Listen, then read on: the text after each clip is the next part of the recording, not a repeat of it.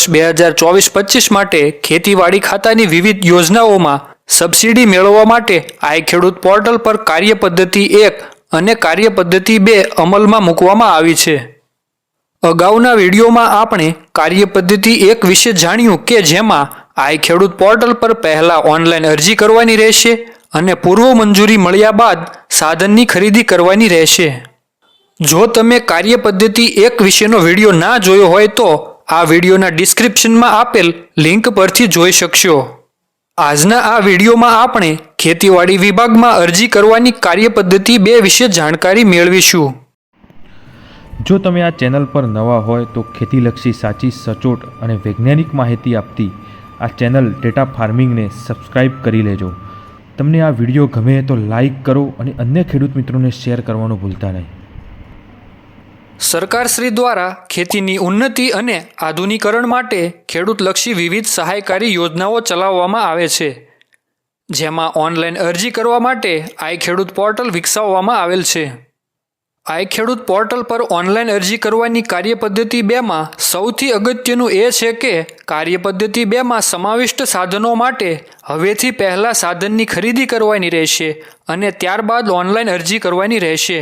ખેતીવાડી ખાતાની કાર્યપદ્ધતિ 1માં સમાવિષ્ટ સિવાયના તમામ ઘટકોમાં કાર્યપદ્ધતિ 2 મુજબ ઓનલાઈન અરજી કરવાની રહેશે।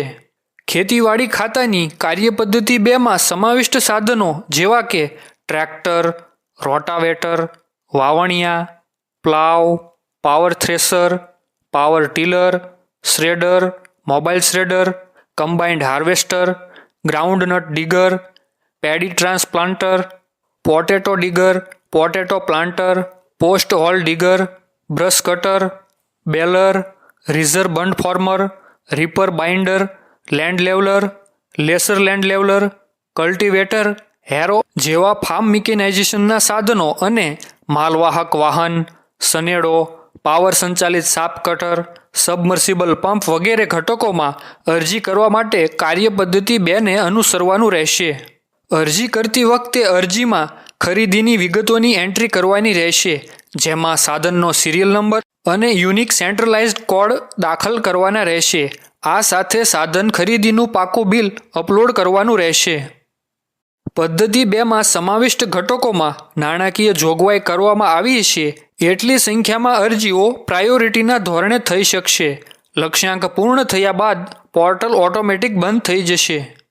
ખેડૂતોએ કરેલ અરજીની નકલ અને જરૂરી સાધનિક કાગળો સાથે સંલગ્ન અધિકારીને અરજી કર્યાના દિવસ 7માં અસલમાં મોકલી આપવાના રહેશે। આ પદ્ધતિમાં અરજદારે ઓનલાઈન કરેલી અરજીમાં આપેલ માહિતી ખોટી, ભૂલ ભરેલી, અધૂરી હશે અથવા ઠરાવની જોગવાઈ મુજબના આધારભૂત ખરીદી કરેલ બિલો અપલોડ કરેલ નહીં હોય તો અરજી રદ કરવામાં આવી શકે છે। આથી અરજી પૂરી ચોકસાઈ રાખીને કરવી જોઈએ। ખેડૂત મિત્રો, આપણે આ વિડીયોમાં આઈ ખેડૂત પોર્ટલ પર ખેતીવાડી વિભાગમાં ઓનલાઈન અરજી કરવા માટેની કાર્યપદ્ધતિ 2 વિશે માહિતી મેળવી। જો આપને આ અંગે કોઈ પ્રશ્ન હોય તો અમને કોમેન્ટ બોક્સમાં લખી જણાવજો। વધુ માહિતી માટે આપ ખેતીવાડી ખાતાના ગ્રામ સેવક શ્રી, વિસ્તરણ અધિકારી શ્રી તથા જિલ્લા ખેતીવાડી અધિકારી શ્રીની કચેરીનો સંપર્ક કરી શકો છો। આભાર।